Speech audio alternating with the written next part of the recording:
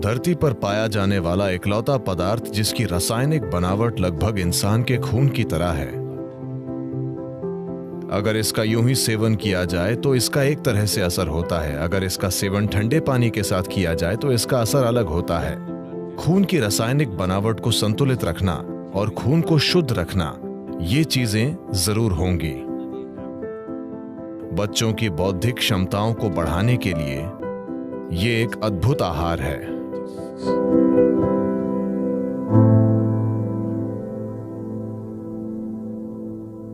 कर्नाटक में कुछ जनजातियां हैं जिन्हें जेनु कुर्बा कहते हैं। जेनु कुर्बा यानी वे शहद इकट्ठा करते हैं।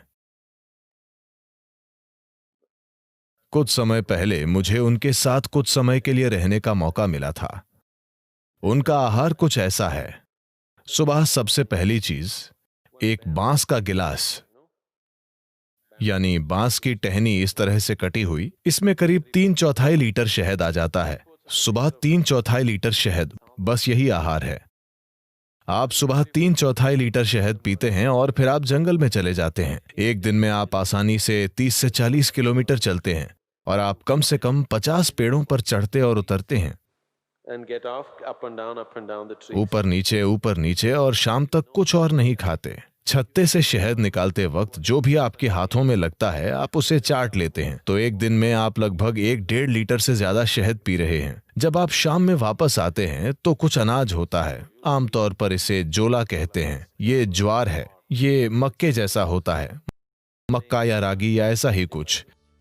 उनका रोज का मुख्य भोजन शहद है और आप ये 3/4 लीटर शहद पीते हैं और पूरे दिन इतने सक्रिय रहते हैं, लेकिन भूख नहीं लगती।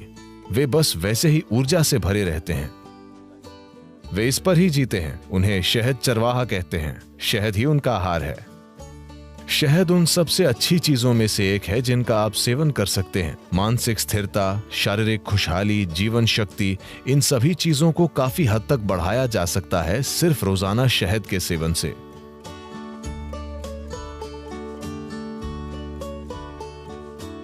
शहद इस धरती पर पाया जाने वाला इकलौता पदार्थ है जिसकी रासायनिक संरचना लगभग इंसान के खून की संरचना की तरह है। अगर आप कुछ चीजें बदल दें तो ये लगभग खून जैसा है। शहद का दैनिक सेवन आपके स्वास्थ्य के लिए बहुत कुछ कर सकता है, खासकर वो लोग जिन्हें अधिक बलगम की समस्या है। यह आपके दिल के लिए बहुत अच्छा है, आपके दिमाग के लिए अच्छा है, यह आपके मन को सतर्क रखता है और ये बहुत ऊर्जा देता है। तो हर दिन शहद का सेवन बहुत कुछ कर सकता है। खासकर अगर आपके बढ़ते बच्चे हैं तो उन्हें रोज शहद का सेवन करना चाहिए। ये उनकी बुद्धि और हर तरह के विकास के लिए बहुत कुछ करेगा। सफेद कद्दू भी। सफेद कद्दू और शहद दोनों चीजें एक साथ मिलकर बच्चों के लिए एक शानदार आहार हैं, उनकी बौद्धिक क्षमता को बढ़ाने के लिए।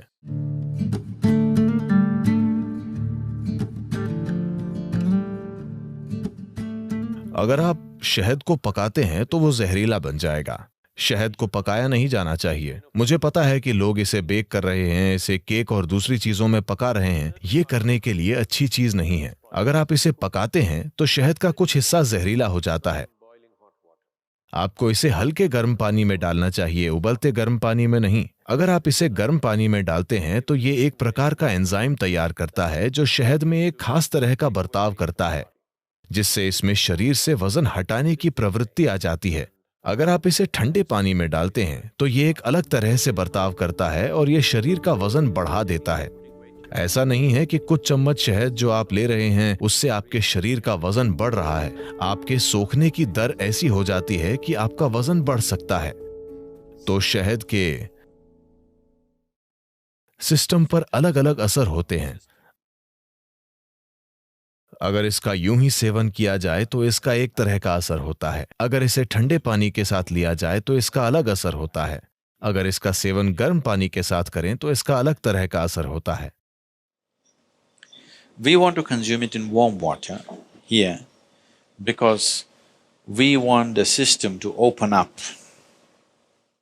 यहां हम इसका सेवन गर्म पानी के साथ करना चाहते हैं क्योंकि हम चाहते हैं कि सिस्टम खुल जाए। अगर आप सिर्फ सेहत बनाना चाहते हैं, जैसे अगर कोई एनीमिक महसूस कर रहा है, एनीमिया का मतलब है एक स्तर पर खून में लोहा कम हो गया है, मतलब आपकी ताकत कम हो गई है, ठीक है? आपके शरीर की मजबूती कम हो गई है। आप थकावट महसूस करेंगे, बिना किसी कारण के थकावट, क्योंकि जब जरूरी लोहा नहीं होता है तो शरीर के हिस्सों तक ऑक्सीजन ले जाने की आपकी क्षमता कम होती है। इसका मतलब है कि आपका शरीर, आपका दिल, आपका मस्तिष्क सब कुछ कम स्तर पर काम करेगा क्योंकि आपके पास पर्याप्त ऑक्सीजन नहीं है। तो इसे ठीक करने के लिए एक आसान चीज यह है कि आप रोजाना गर्म पानी में थोड़ा सा शहद मिलाकर पिएं और आप देखेंगे कि धीरे धीरे आपकी आरबीसी की मात्रा बढ़ जाएगी। अगर खून में ऑक्सीजन ज्यादा है तो अचानक आपको ऊर्जा का विस्फोट महसूस होगा। अचानक सब कुछ सक्रिय है, शरीर की पुनर्जीवन प्रणाली बेहतर है, मृत कोशिकाएं जल्दी जल्दी बदल रही हैं। शरीर में आप जो आलस महसूस करते हैं वो काफी कम है, मन में आप जो आलस महसूस करते हैं वो काफी कम है। तो शहद का सेवन रक्त संचार प्रणाली में एक तरह का संतुलन लाएगा, जो योगाभ्यास करने वालों के लिए बहुत ज्यादा जरूरी है, क्योंकि आप कुछ तरीकों से शरीर को सीमाओं से आगे धकेल रहे हैं। तो खून की केमिस्ट्री को संतुलित रखना, खून को शुद्ध रखना, ये शहद के नियमित सेवन से निश्चित रूप से होगा, और जो योग अभ्यास करते हैं उनके लिए यह बहुत जरूरी है। और हल्दी से भी ऐसी ही चीजें होती हैं। ये खून को शुद्ध करती है और ये आपकी ऊर्जा में हल्की पारदर्शिता लाती है। हल्दी एक ऐसा पदार्थ है जो न केवल शरीर पर काम करता है, ये ऊर्जा प्रणाली पर भी काम करता है, और शहद भी ऐसा ही है। इसका प्रभाव आपकी ऊर्जा प्रणाली पर भी पड़ता है। शहद आपको अधिक जीवंत बनाता है। हल्दी एक तरह से आपको शांत करती है और आपको सहज रखती है। सुबह आप थोड़ा सा शहद, नीम और हल्दी लेते हैं, तो नीम और हल्दी का सेवन थोड़े से शहद वाले पानी के साथ, इसमें शहद बहुत कम होना चाहिए, थोड़े से शहद वाला पानी, इन सभी का साथ में सेवन करना सिस्टम को साफ करने का एक अच्छा तरीका है। Acts as a wonderful way of cleansing the system. इससे सिस्टम में फैलाव आता है, ताकि जब आप साधना करते हैं तो एक चीज ये है कि ये मांसपेशियों में लचीलापन लाता है।